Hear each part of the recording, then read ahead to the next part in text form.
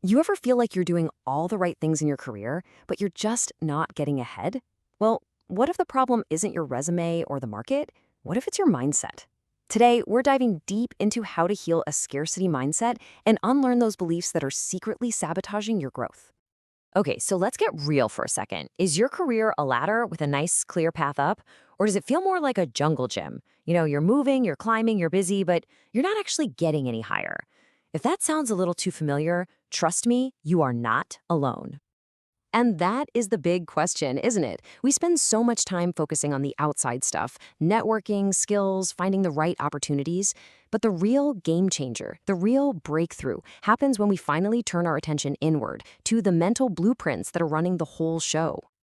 So let's put a name to this invisible barrier.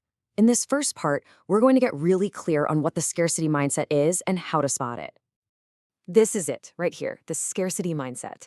It's that little voice in the back of your head, that quiet but persistent whisper that says success is a limited resource, that if someone else gets a piece of the pie, well, that means there's less for you. It's a really quiet belief, but its impact, oh, it is massive. And you can really see the two paths laid out here. Scarcity is totally fear-based. It's a zero-sum game that's all about what's missing. But abundance, that's a whole different world. It's focused on opportunity, on possibility. It sees success not as a finite pie, but as something we can all bake more of. And this isn't just some abstract idea. It's not just in your head. When you're constantly worried about what you don't have, it triggers a real physical stress response in your body. It literally keeps you in a low-level state of fight or flight, 24/7. So if scarcity floods your body with stress, how do you fight back? Well, it might sound simple, but the answer is gratitude. The science on this is absolutely solid. When you practice thankfulness, you actively lower your cortisol. That's the main stress hormone. This gives your brain the space it needs to think clearly and creatively about your finances, instead of just panicking. And this is the turning point. Seeing the problem is one thing, but real change starts with a conscious decision. It's that moment you finally look at an old belief and say, you know what? I'm ready to let this go. It's not serving me anymore. Okay, let's get into the fun part. We're moving from just identifying the problem to actively fixing it. This section is all about the practical habits and rituals you can use to actually rewire your brain for abundance.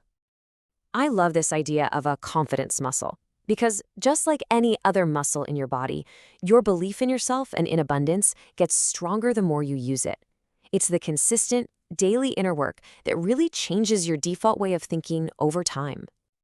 And an affirmation like this one, it's a perfect example of what we're talking about. Instead of seeing success as something that can run out, you train your brain to see it as something that's always being generated, always available. It's a renewable resource. So how do you actually do it? Well, it's a pretty gentle 3-step process. First, you have to recognize the fear. Like, where did this belief even come from? Second, and this is so important, be gentle with yourself. Beating yourself up is not part of the plan. And finally, you make an intentional shift. You decide to see money as a tool, not a threat. This leads to a really powerful question you have to ask yourself. If you're not just running away from fear, what are you running towards? Because shifting your motivation from fear to purpose, wow, that changes everything. And your why has to be deeply personal to you. Is it about building a powerful network? Is it about taking care of your family? Or is it about creating a life that feels authentic and inspiring to you?